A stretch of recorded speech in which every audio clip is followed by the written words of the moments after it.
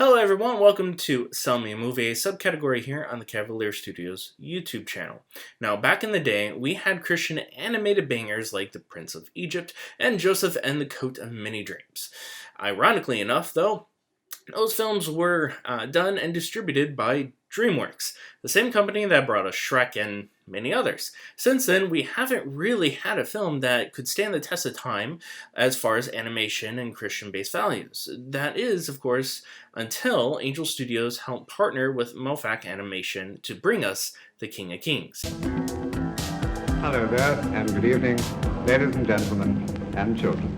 Now, King of Kings is actually directed by Seong-ho Jang. It was written by Seong-ho Jang, Rob Edwards, who's actually the same guy who wrote Princess and the Frog, Captain America Brave New World, and Treasure Planet. And then, of course, we have the third writer, Hoseok Sung.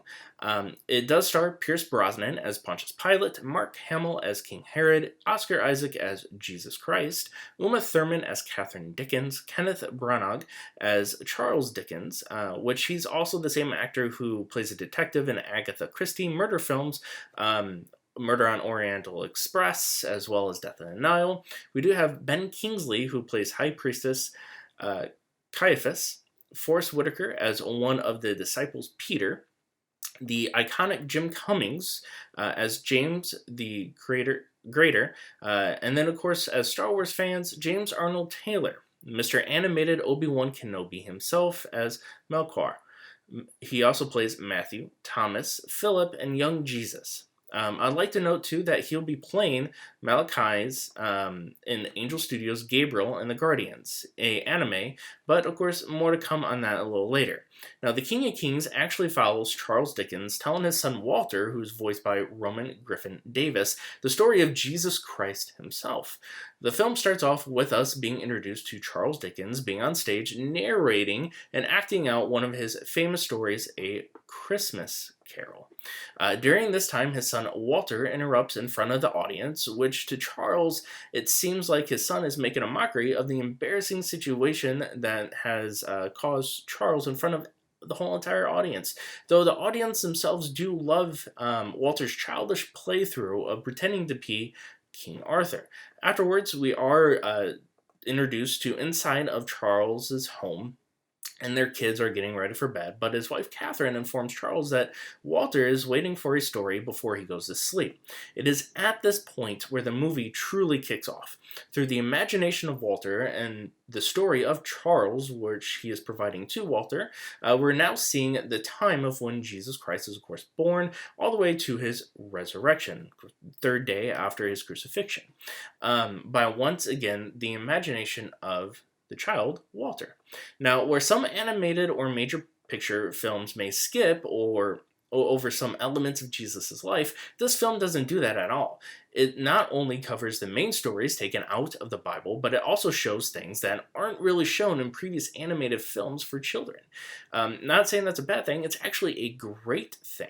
Not a lot of kids, let alone adults, know about how Jesus casted demons out of a man and into swine. Or even showing the story of John chapter 8, verses 1 through 11, where we get that iconic mentioning phrase, "Let the one among you who is without sin be the first to throw a stone at her." And in all honesty, I bet many people didn't know that Jesus was so frustrated at one point that he flipped a table at the Jewish temple, as the temple was being used as a marketplace for profit rather than a place of prayer. Like I said, real-life experiences written in scripture shown in animated format to help teach young children and adults about Jesus Christ. What's not amazing about that? It's a fantastic family film, as my 5-year-old daughter would ask me questions while she's watching this film, and it gave me an opportunity to teach her even more about Jesus or the situation, and so that way she can understand exactly what's happening during what's being shown.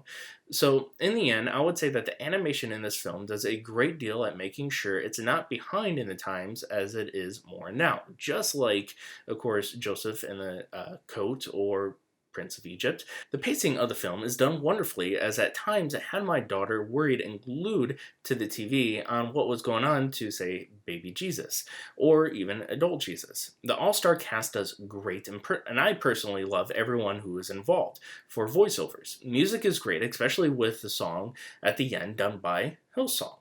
And as tradition, I usually do watch Passion of the Christ during Easter, but as all you know, it is hard due to having kids around. I'm not saying that it's a bad film, it's a beautifully done film, but what actually the true story of what happens to Jesus is a bit more graphic to what kids are grown accustomed to, which is where this film makes it so much easier, as it brings a kid-friendly introduction to Jesus, especially to my own household. So overall, I would honestly say go see this film. It's done wonderfully. It will keep your kids engaged throughout the whole process. And like I said, there are stories in this film, like the temptation that Jesus receives from the devil as during his times in the desert, that, a lot of kids don't know, or adults don't even know. So by all means, great Easter film to go see during Easter Sunday, or even before, or even after that. And honestly, I don't think you guys will regret it. But if you have seen it, please leave a comment down below. And of course, subscribe to the channel, and we'll see you guys next time for the next review.